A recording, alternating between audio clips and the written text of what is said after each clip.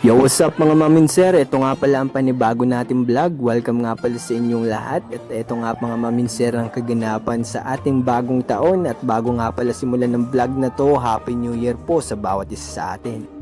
Ako nga pala si Jacob, nagsasabing sa buhay, unahin lagi natin ng Diyos sa lahat ng ating gagawin at ikonsulta sa Kanya ang lahat ng plano at balak natin at siya ang magbibigay ng katagumpayan sa atin. Sa araw nga pa lang to mga mamin sir, bali pupunta kami ng masabayan ng Goa para bumili ng cake at syempre ng ulam sa dinner mga mamin sir. At dito nga mga mamin sir, dumaan po kami dito sa Goa San Jose ata to at yun nga mga mamin sir, makikita natin doon marami pong mga building na. Dati walang ka-building doon at dito nga mga mamin sir, nandito na nga pala kami sa tulay ng Goa at yan.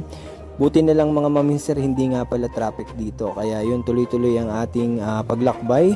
At dito nga mga mamin sir, pumunta kami sa unang destination namin. Dito nga pala yan mga mamin sir sa 7-Eleven. Kasi magwi-withdraw po muna tayo ng kaunti lang naman mga mamin sir dahil meron naman po tayong kinita. At yan nga mga mamin sir, lumabas na po tayo dito. Happy nga pala tayo dito mga mamin sir. At dito nga papunta na po kami sa pangalawang destination namin, yung Chooks to Go mga mamin sir. Bali yun nga pala ang iuulam namin ngayong dinner at magkakaroon kami ng salo-salo ng aking pamilya.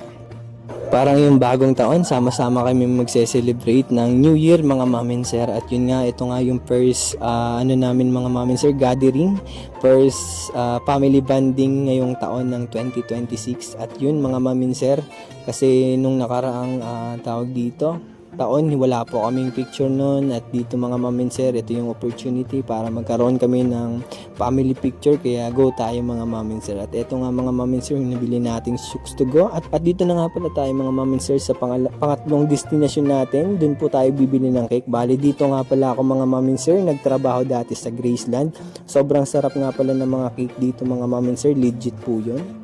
Bale, ito nga pala dati yung tinatrabahuhan ko mga mamin sir bilang service crew. At yun nga mga mamin sir, mag 5 months din ako dito nung year 2022 mga mamin sir. After ng graduation ko, nag-apply po ako dito para kumita na rin kahit papano. Dahil nung time na yun mga mamin sir, meron po tayong hinuhulugang motor. At yun nga pala si Matt mga mamin sir, bali 5 years na po siya sa akin at tapos na po siya mga mamin sir. Bali fully paid na yung motor po natin sa biyaya ng Panginoon. Kaya yun, tiwala lang tayo lagi sa ating Panginoon dahil hindi po siya nagkukulang, hindi po siya nagpapabaya sa atin mga mamin sir. At nakikita ko mga mamin sir na hindi nabibigo ang nagtitiwala sa ating Panginoon. At dito nga mga mamin sir, muli kong naalala yung mga time na nagtatrabaho ko dito. Grabe, sobrang nakakapagod mga mamin sir, pero sobrang solid mga mamin sir dahil yun, nagkakaroon tayo ng pera noon mga time na yun. Kasagsagan yun ng pandemic, bali lang ng pandemic noon mga mamin sir.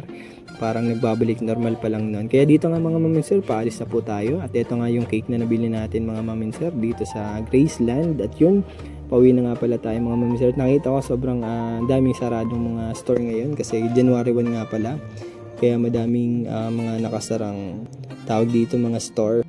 Dito nga pala mga mamin sir, nandito na po kami malapit sa aming barangay, sa aming bahay. At yan nga pala, welcome sa Barangay Agpo mga mamin sir. Dito nga pala tayo nakatira mga mamin sir. At yun, na-excite ako sa mga mangyayari mamayang gabi mga mamin sir. At yun, maraming salamat sa Panginoon sa panibagong taon na binigay niya po sa atin ngayon. At dito nga mga mamin sir, nakarating na po kami sa aming munting tindahan mga mamin sir. At dito nga, nilabas ko na ang Chooks to Go na ulam natin na masarap kahit walang sauce. At dito nga mga mamin sir, sumapit na ang gabi, kasama ko ang girlfriend ko. Bali sinama ko nga pala yan dito sa aming bahay dahil dito na po kami magse-celebrate ng New Year's Eve mga mamin sir. Bali dinner lang po ito at magkakaroon po kami ng photoshoot mamaya. At yun, maraming salamat sa Panginoon sa panibagong taon. Yun, ang kalooban ng Diyos ang mapangyayari sa mga buhay natin. At syempre purihin ng Diyos sa panibagong taon na binigay niya sa atin. Panibagong hamon, panibagong buhay. Syempre makakaasa tayo mga mamin sir. Nakasama natin ng Diyos sa ating mga buhay sa bawat pagsubok na pagdadaanan natin ngayong taon. Kaya lagi kong sinasabi, unahin lagi natin ang Diyos sa lahat ng ating gagawin at siya magbibigay ng katagumpayan sa atin.